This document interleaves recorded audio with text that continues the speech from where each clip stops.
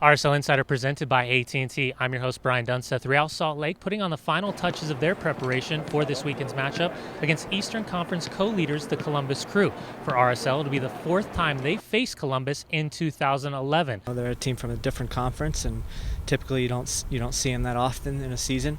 But our history over the past 2.5 years is that we've seen them an awful lot. They're still the same team from Champions League. Back in February. I think that definitely up top too with Mendoza, Cunningham, Renteria. They've got a new guy, Hahnemann I think is his name, who's a young striker. So they haven't changed a whole lot. They've got some guys on the outsides that work very hard, and they're going to be dangerous on set pieces with Chad Marshall. We're going to have to mark him up, so we know them pretty well. They're a really good team that works hard. They have good strikers, a hard-working defense. And they find ways to win and get points. So this is going to be a big test for us.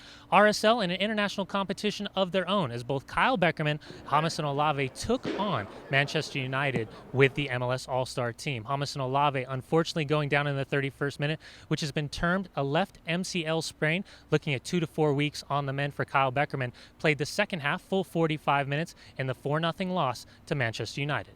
When he first went down, I thought to myself, okay, well, he does this typically once a game. And always gets up and plays through it, and he's fine.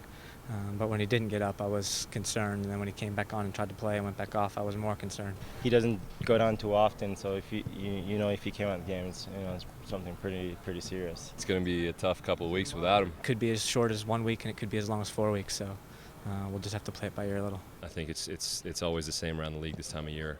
A lot of injuries, a lot of fatigue, and a lot of opportunities to get points. It's starting to get to the end of the season. Some teams got some games on top of us, but we want to stay in the pack, even though we are a few games behind. And 3 points tomorrow night will do that for us. Kind of built a tradition here where teams don't expect to win. And I think a team kind of coming here looking hopefully to get a draw. We always go for the full 3 points. We don't go for half the 3 points, and there's no extra pressure. You can't have any more pressure than that.